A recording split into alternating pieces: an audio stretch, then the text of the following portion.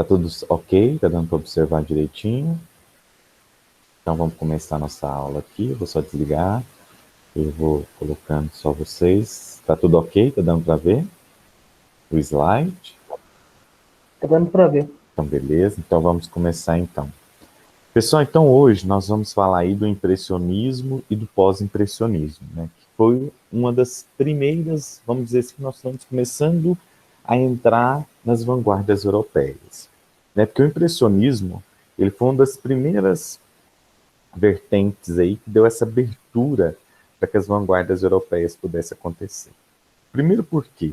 Porque, na verdade, né, houve então uma liberdade de expressão, né, desvinculando assim das regras acadêmicas, né? Porque o impressionismo ele revolucionou a pintura, né? Ele revoluciona a pintura, ele traz grandes tendências da arte do século XX, né? E o que acontece? O impressionismo também foi considerado assim uma pintura que tinha a observação dos diversos efeitos que a luz causava sobre os objetos, né? Ou seja, eles se preocupavam muito com essa variação das cores, né, que aconteciam aí através da natureza, né? Eles não chegaram a formar, como eu falei para vocês, não existia uma escola, não existia um sistema. O que existia mesmo era a possibilidade de compartilhar as suas ideias e os seus procedimentos gerais. Então, o impressionismo foi isso, ele revoluciona, né, e tem os principais representantes. Claude Monet, Auguste Renoir, Edgar Degas, né, Degas, desculpa, e Surreau. Tá? Então, esses foram os principais representantes. Só que o que acontece? Né? Os impressionistas, então, eles começam a colocar os procedimentos, né? Os procedimentos gerais aí do impressionismo.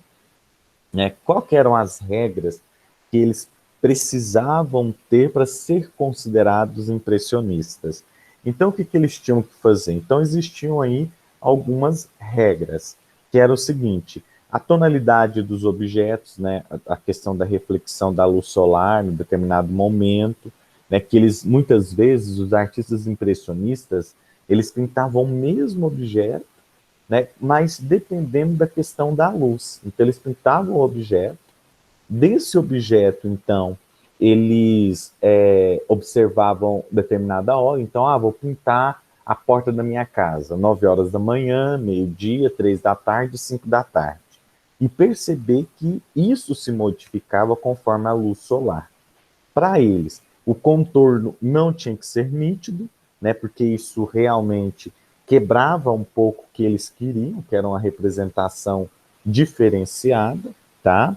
Então, a representação das imagens, diferente das outras obras, as sombras, elas deveriam ser luminosas, então a sombra tinha que ter uma luminosidade, né, tipo, né, como aquilo causa, né? Porque na verdade a sombra ela é luminosa, existe sombreamento, mas existe uma luminosidade, que é algo que não era representado, porque no passado, ou seja, as representações eram mais escuras, né? E o que? As tonalidades das cores, elas também tinham que ser colocadas, não misturadas na paleta, mas jogadas na pintura, e que a nossa própria visão, a nossa própria observação pudesse então misturar essas cores, era algo mais óptico, né, envolvido com essas questões da observação do próprio olhar, do olho.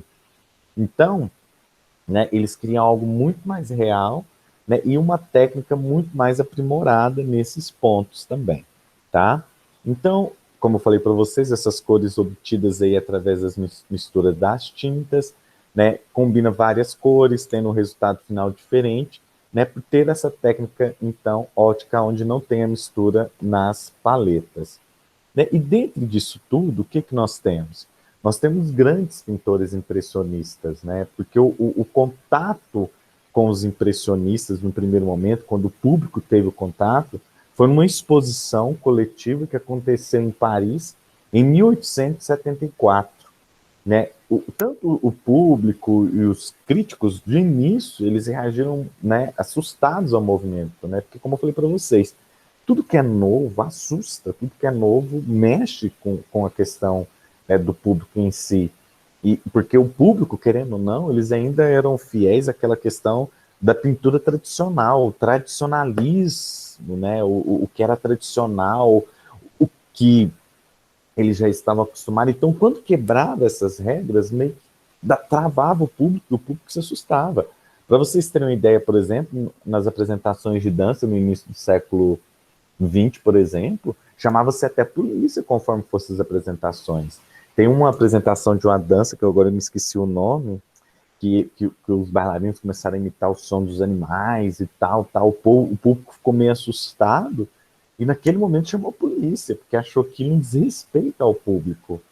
Né? Então, assim, em 1884, 10 anos depois dessa exposição, foi que os impressionistas começaram a ser entendidos, a serem compreendidos pelo público, para vocês terem uma ideia da loucura que era esse período também.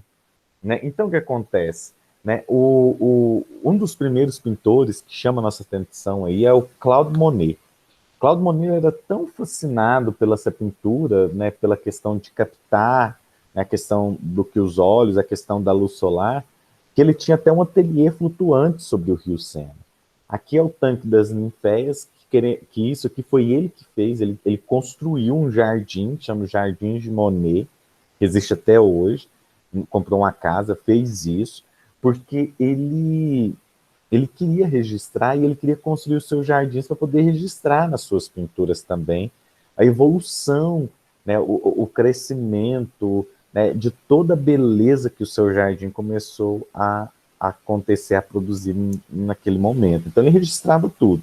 Ele era um grande pesquisador da luz, ele apreciava muito a pintura ao ar livre, como eu falei para vocês, por isso que ele tinha o seu ateliê flutuante sobre o rio Sena, tá? Então ele realmente queria estar em contato com a natureza o tempo todo, né? Então, assim, ele fez uma pintura, por exemplo, várias pinturas, eu não sei se eu coloquei aqui no slide, sobre a Catedral de Rouen, né? Que ele pintou essa catedral em várias horas ao dia, durante vários dias, e a mesma posição, na mesma frente que ele estava, tudo para que ele registrasse esses efeitos aí dos momentos, né? As impressões que essa catedral lhe causava conforme vários horários do dia que ele pintava. Então ele estudava isso, ele estudava as mutações das cores, do ambiente, a luminosidade disso tudo. E um dos primeiros quadros que ele fez foi a impressão Sol Nascente. E esse quadro, essa pintura aí que vocês estão vendo, foi a primeira pintura, né, do impressionismo, e foi dela que surgiu o nome impressionismo. A impressão Sol Nascente, eles são impressionistas, eles nos impressionam. Então foi isso, né? Porque eles queriam realmente registrar as tonalidades, então, desses objetos, né? Desses objetos para fazer o registro desses objetos da natureza, de todo o acontecimento, mas observando sim a incidência da luz do sol. Por isso que eles são considerados os grandes pintores da luz, né? Os grandes estudiosos da luz. Então, aqui a Catedral de Rouen, essa exemplo, ele fez várias, se eu não me engano, tem 23 pinturas relacionadas à Catedral de Rouen, tá? E nessa catedral também, né, que a catedral, né, na França, né, e essa catedral, ela é muito famosa, né, por causa que tem as suas características góticas, como nós já estudamos, né, e a variação das cores, né, da fachada. Então você percebe que existe uma variação, né, uma mudança da luz solar. Então o Monet ele faz diferentes momentos do dia, ele observa tudo ao ar livre, né, e ele quer captar realmente essa incidência da luz, essa observação, para que realmente ele pudesse então pesquisar a importância da luz nas suas pinturas. Nós temos Renoir, né? Renoir ele tinha já foi um dos mais populares pintores do impressionismo, ele teve uma popularidade muito grande, então ele foi muito reconhecido aí com suas pinturas em vida mesmo, né, porque seus quadros, né, além de ter toda uma questão da luz, transmitia muito otimismo, muita alegria, a intensa movimentação da vida da cidade, dos parisienses, da cidade de Paris, né? Então, assim, ele realmente tinha uma constante muito grande de registrar o que estava na natureza, mas o que estava realmente envolvido com a natureza, que eram as pessoas, os bailes, as festas ao ar livre. Então, ele tinha uma fascinação pelo corpo, principalmente pelo corpo feminino, né? Gostava de pintar nu, mas principalmente ao ar livre, não em ambientes fechados, como existem outros impressionistas que também acabam fazendo suas pinturas em ambientes fechados, né? Então tinha personalidades do cotidiano, tinha naturezas mortas, tinham retratos. Então ele pintou muito, ele fez muito e foi muito bem reconhecido, muito em vida, né? Os críticos.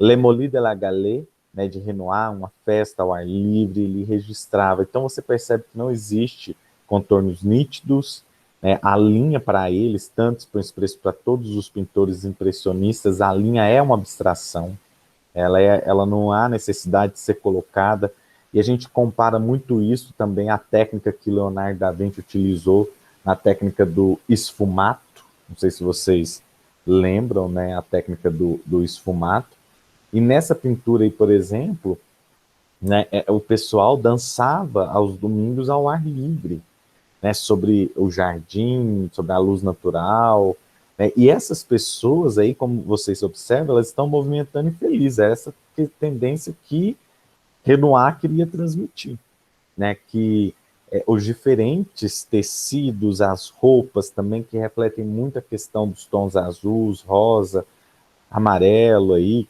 muito sutil, mas que sugerem movimento, porque dessa forma eles acreditavam, então, que surgiria um movimento dentro das suas obras, tá? Bom, uma coincidência muito interessante foi a pintura Le Grenier, né? Porque tanto Renoir como Monet fizeram as pinturas. Eu estou indo e voltando para vocês observarem. La Negronier de Renoir, La Negronier de Monet. Duas pinturas feitas com o mesmo título, com artistas diferentes.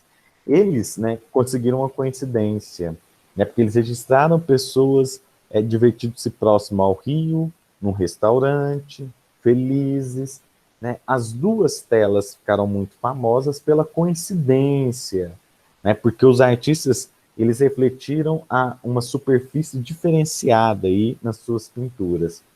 Né? Primeiro, Lena recebeu esse nome porque La Grenouille é um nome do restaurante que existia aí, né, em Paris, né, e era muito procurado aí nos finais de semana esse restaurante, né, e eles, os dois artistas, pintaram aí momentos alegres, né, e claro que existe uma pequena semelhança, não muito, mas se observa as árvores, né, ali mais amarelada, do Renoir mais esverdeada, um número maior de pessoas, né, com roupas mais bem, né, desenhadas, pessoas nadando no rio. Aqui tem pessoas nadando no rio, roupas não muito brilhosas, a de Monet. Então a gente nota que existe uma diferença, mas que a iluminação solar que traz isso. Por isso que existe essa diferença entre as duas obras, mas que dá para unir as duas visualmente, né, percebendo aí que existe, tanto em uma contra a outra, grupo de pessoas se divertindo aí um belo final de semana, tá? Degas. Degas, diferente dos outros impressionistas, ele gostava mais de pintar, realizar pinturas em ambientes fechados, né? Então, assim, ele participa do impressionismo de uma forma também, mas de uma forma diferente, porque ele gostava da cor, ele tinha uma paixão pela cor, ele tinha uma grande paixão pelos impressionistas também, ele valorizava muito o desenho, ele também tinha as suas pinturas ao ar livre, só que em pouca quantidade, ele não teve tantas. E ele era, diziam eles, eu li agora esses dias uma reportagem que eu fiquei super assustado. Eu não sei se eu posso dizer esse termo, mas ele pintou muitas bailarinas. E pintou muitas, mas eu estava lendo essa reportagem que encontraram registros que ele tinha era inveja das bailarinas. Ele pintava porque ele queria ser uma bailarina, ele tinha recalque, né? Ele achava, né, admirava, mas é como se ele tinha um recalque daquilo muito perfeito. E sendo que eu já li também informações de que ele amava o ambiente do balé clássico, das bailarinas, ele achava bonito. Já li também outras que ele tinha uma atração pelas bailarinas, por isso que ele fazia a pintura das bailarinas. Então tem vários argumentos. Mas, né, Degas, ele gostava sim de pintar os interiores, ele também gostava de observar a luz artificial, tá? E o instante da vida das pessoas, o movimento do corpo, né? Ele gostava disso, né? O movimento do corpo, a expressão do rosto, ele adorava pintar a questão de teatros, de tudo. Então ele tinha isso, né, dessa pintura. Então ele também fez uma escultura, eu não sei se eu coloquei aqui no slide, mas ele fez uma escultura também em bronze, que ele coloca uma bailarina, né, de uma maneira bem diferente, não com uma beleza legal, mas de, de uma beleza mais exótica, de uma questão mais exótica, com roupa e vestimentas e tudo. Né? Então, existem vários argumentos sobre Degas, mas ele gostava muito da questão do ambiente artificial. Né? Aqui nós temos o exemplo das sombras coloridas, né, que a impressão visual, e você percebe que a imagem impressionista é o seguinte também que eles tinham. Quanto mais distante você se encontrava da imagem, mais você entendia aquela imagem. Quanto mais perto, mais borrado ficava. Né? Então, assim, isso era muito interessante. Né? Aqui é o final de um arabesco, então o final de uma apresentação. Né? A luz e sombras, né? Eles também tinham a questão que o contraste da luz e sombra deve ser obtido com a questão das cores complementares. É como se você imaginasse o círculo das cores, né? Coloca lá o vermelho, o amarelo, o azul e vai somando aquelas cores que está em frente a onde é complementar. Então, né, isso era valorizado também pelos pintores barrocos e que trouxe também para o impressionismo, tá certo? Só que o impressionismo ele também vai buscando, né, determinadas, né, evoluções a partir daí. Né? Então, nós chamamos, então, do pontilhismo, né? A pintura através de pontos, que é outra questão de buscar uma nova maneira aí dentro do impressionismo. Né? Então, assim, já o impressionismo, nessa evolução, é chamado, então, também de divisionismo, né, por causa da pintura dos pontos, ou pontilhismo. Então, isso, né, vem a ocorrer com outros artistas também.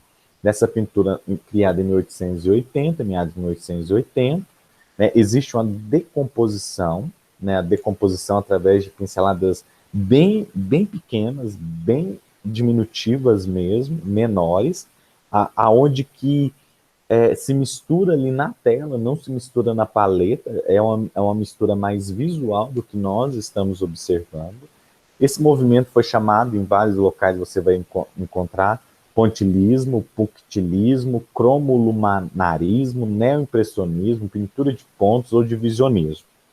Tá? Então, assim, eles centravam mais na maneira de que produzia, né? O que essa matemática da pintura podia se juntar com esses pontos mesclados juntos uns aos outros, tá?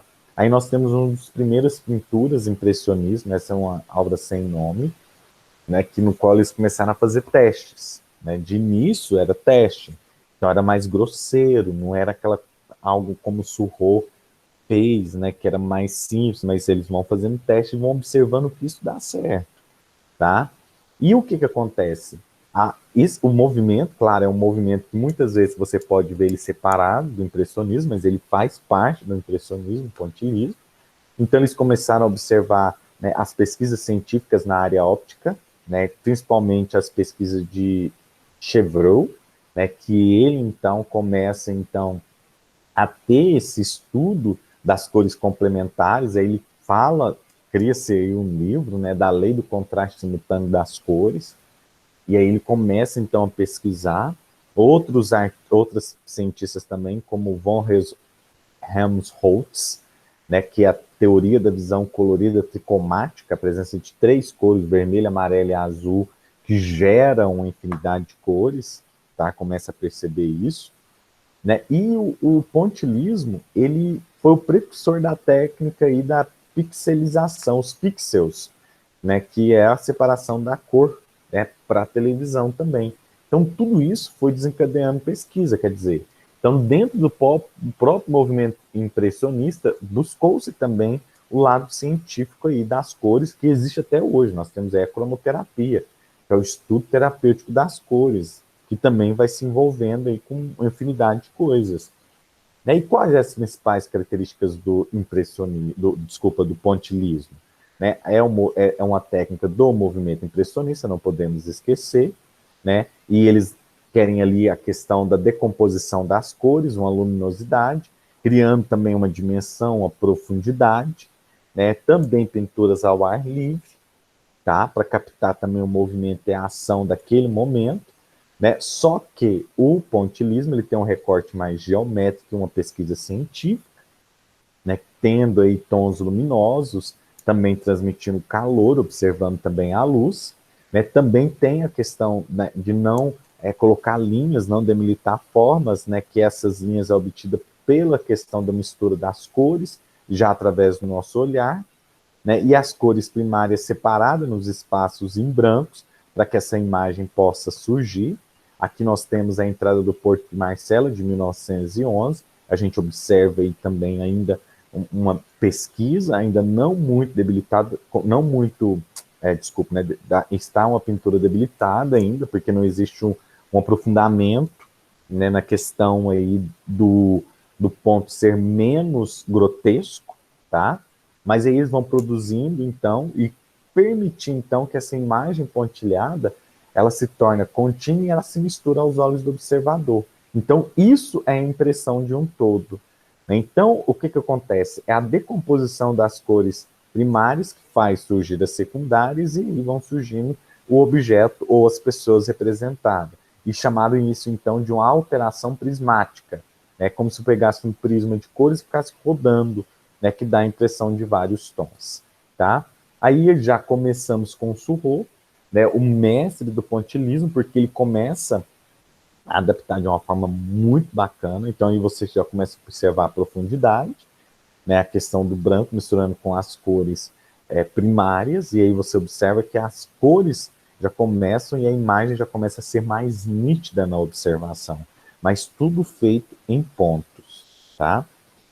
Tarde de Domingo na Ilha de Grande GT, né, que é uma das obras mais famosas de Surreau, né, é uma forma comum, né, por exemplo, que a gente vê uma tarde de domingo, né, agradável no parque, ele registrou, que você percebe no fundo a perspectiva da imagem, gente. O tanto que ele trabalhou nessa pintura, ele demorou para fazer essa pintura 2 anos, porque ele queria realmente transmitir uma imagem, essa pintura original, tá?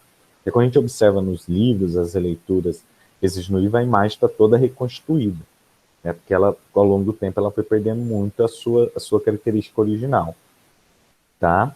Então, tudo é pintado de uma forma muito sutil, né? Os pontinhos escuros que sugerem as sombras, né? A tonalidade. Então, a gente admira a pintura, mas o nosso próprio olho combina essas cores. E o resultado final depende do nosso olhar. Era isso que eles queriam. E nós tivemos também os pós-impressionistas, né? Aqueles que não estavam nada satisfeitos com o que estava acontecendo com o impressionismo daquele período e queriam a reação, já começam a trazer aí, né, um surgir do expressionismo a partir daí, né, porque a relação já estava desgastada com alguns impressionistas, eles queriam que também tivesse uma outra maneira de captar essas imagens. Aí nós temos os artistas Paul Cézanne, Paul Gauguin, Vincent van Gogh, Toulouse-Lautrec. Então, esses artistas foram artistas considerados aí pós-impressionistas, tá? E o que nós temos com Cézanne, ou Cézanne, tá? A pronúncia, ela fica livre. Primeiro, ele gostava muito de pintar naturezas mortas, né? O que é a natureza morta? É aqueles objetos inanimados que se desligam da natureza, madeira, potes, frutos. Ele não queria mais se preocupar, né, com a perspectiva perfeita. Ele já começa a ter distorção, alteração nessa perspectiva para que possa realçar o volume, realçar os objetos. Né? Cézanne, por exemplo, ele foi o que deu a introdução ao cubismo, porque ele falava que a natureza, que o mundo, ele tinha uma geometria perfeita, que nós éramos todos geométricos, tá? E ele trabalhou isso muito nas suas obras e ele inspirou Pablo Picasso, que teve uma convivência com ele, e deu o surgimento aí do cubismo também, tá? E aí, o que ele acontece, né? Esse aqui é um autorretrato dele, né? Que ele, né, tinha que a cor, ela tinha que ser precedentes de diferentes volumes, que as composições tinham que ser únicas e que a cor poderia também auxiliar nessa presença do volume da pintura. Tá? Aqui nós temos, né, que os jogadores de cartas de 1892, tá? E ele cultivava essa paisagem das naturezas mortas, porque ele amava, ele pintou muita, e ele trouxe um valor muito grande, porque a pintura de natureza morta, ela não era tão valorizada. E com ele trouxe, além de uma questão científica, uma observação diferenciada, ele também trouxe valor a essas pinturas. Mas ele também pintou figuras humanas e grupo. Aí nós temos essa pintura de jogador de cartas que um dos quadros mais caros, um dos quadros mais caros do mundo até hoje. Vale em torno de 20 bilhões de dólares, tá? Gauguin, né, as suas telas são mais exóticas, são mais telas quinográficas, que não tem um sentido de perspectiva, o rosto muitas vezes não se encaixa com o corpo, que o corpo se mistura com um outro elemento da cena, da ação, né? As suas obras têm um certo erotismo, o erotismo natural, não aquele erotismo exagerado, que é chocar as pessoas, tá? Então, ele tinha uma paixão também pelas questões, né, nativas da natureza, né? Então, assim, ele colocava de colocar um vermelho, ele gostava do amarelo, do verde, do violeta. Aqui é um autorretrato dele mesmo com uma auréola, é como se ele representasse, como se ele fosse uma figura santa, como se ele fosse o santo Gauguin, tá? É porque a gente escreve Gauguin, mas pronuncia Gauguin. Aí nós temos, né, esse outro quadro dele também, né, que é basicamente de duas coisas que o artista mais gostava de incluir, que eram as mulheres e as figuras misteriosas, né? Aí você vê uma ave típica do Tahiti atacando um lagarto, ele colocava isso, não se preocupava com a perspectiva, mas a valorização do corpo também, do nu.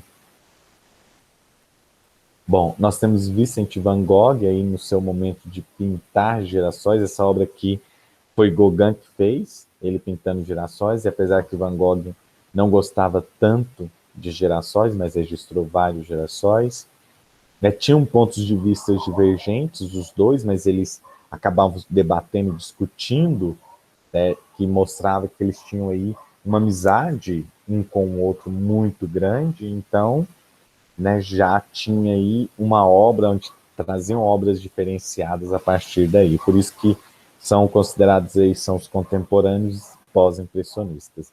Já nós sabemos que Van Gogh, todo mundo já sabe da história dele, tinha vários problemas, né, problemas com ele mesmo, mas eu coloco sempre que Van Gogh, não era que ele não tinha problema, é que ele era tão inteligente para a época que ele não era entendido, né? Ele não era compreendido pelas pessoas, né? Ele falava muito que eu falo assim, quando ele tinha que falar, ele falava muito na cara. Ele não era de falar muito, mas ele falava quando ele tinha vontade, se expunha. Às vezes as pessoas não entendiam isso. Né? Quando criança ele era sério, ele era quieto, ele era introspectivo. Né? Ele teve uma amizade muito grande com seu irmão Theo, no qual escreveu várias cartas que foram publicadas aí em 1914, que mostrou muito esse lado. Ele vendeu só uma obra, uma pintura dele que foi para o seu irmão, que comprou, tá? Né? Então, assim, ele teve uma personalidade muito forte, ele tinha suas crises, ele tinha as suas loucuras, e o irmão sustentou ele durante muito tempo, né? Praticamente a sua vida toda. O irmão mandava dinheiro para ele, porque senão ele passava fome, senão ele morria aí, né? Então, o pai dele, de Van Gogh, morreu de infarto em 1885, e ele pintou a sua grande obra, Os Comedores de Batata, uma dessas primeiras obras, né, no qual ele pinta praticamente trazendo aquela dor da existência, da falta do seu pai, que morre em 1885. Ele também gostava muito desse terraço, aí, desse café de Arles, né? E ele pintou várias partes, tem até uma série do Doctor Who, né? Eu não sei se é temporada 5, episódio 10 ou temporada 10, episódio 5, eu sempre confundo, mas que mostra essa cena. E aqui, né, era um local que ele queria fazer uma colônia de artistas, os artistas pudessem se reunir para comentar, para beber, para discutir a arte. Mas nem o dono daqui dava muita bola para ele, né? O dono desse café da época. Achava ele um doido, né? E ele às vezes devia demais aí, e muitas vezes também nos não vendiam bebida e muita coisa para ele não, tá? Então aqui eu coloquei algumas narrativas sobre a vida dele, depois se vocês quiserem dar uma lida, eu vou mandar o slide para vocês perceberem que ele fez várias mudanças, ele mudou para perto do irmão, ele mudou para outra cidade, ele fez tratamento aí com o doutor Paul Gachet, né, que no qual ele fez o retrato desse doutor, ele fez porque ele acabou criando uma amizade, mesmo que ele não entendia às vezes, né, e Van Gogh aí durante a sua estadia aí nesse local, ele produz cerca de 80 pinturas, muitas também acabavam sendo destruídas, foram destruídas aí. Outro que também tem um destaque é Lautrec, né, que a sua habilidade artística também é conhecida, porque ele, pelos seus amigos, né, ele vivia com as pessoas mais pobres, de classe baixa, então ele era criticado por isso. Ele participa de exposições de salões independentes, mas você observa que a sua obra também não tem preocupação com a perspectiva, com a profundidade, ele mistura palavras, ele mistura, né, nas suas pinturas, ele cria exposições, ele cria cartazes, ele faz um conjunto. E é outro também pós-impressionista, tá? E a sua pintura é a vida boêmia, né? A vida boêmia de Paris. Então ele gostava de pintar essa questão da vida boêmia, das pessoas embebedadas. Então sempre tinha sátira nos seus desenhos, né? Uma influência fotográfica, também tinha influência das gravuras japonesas, que também foi influenciando. E aí temos essa pintura e o cartaz dele de Moulin Rouge, de 1891. Tá certo? Alguma dúvida, pessoal? Eu vou encaminhar esses slide aí para vocês, tá ok? Deixa eu fechar aqui direitinho. Opa, salvou. Ok. Alguma dúvida? Tudo tranquilo? Tudo de boa? Beleza, então. Então eu desejo para vocês uma boa semana. A matéria da nossa verificação pedagógica é o Barroco no Brasil, tá bom? E que vocês tenham uma semana abençoada, um restinho de semana abençoado, um dia hoje maravilhoso, nesse friozinho também, que está muito gostoso. Um beijão para vocês, logo eu disponibilizo essa aula aí no Classroom, junto com os slides, e também está lá no canal do YouTube também, no meu canal, se vocês quiserem aí, né, participar do canal, clicar, tem outros vídeos, muitas coisas legais lá, clica e participa lá, tá? Beijão, um abraço no coração de vocês.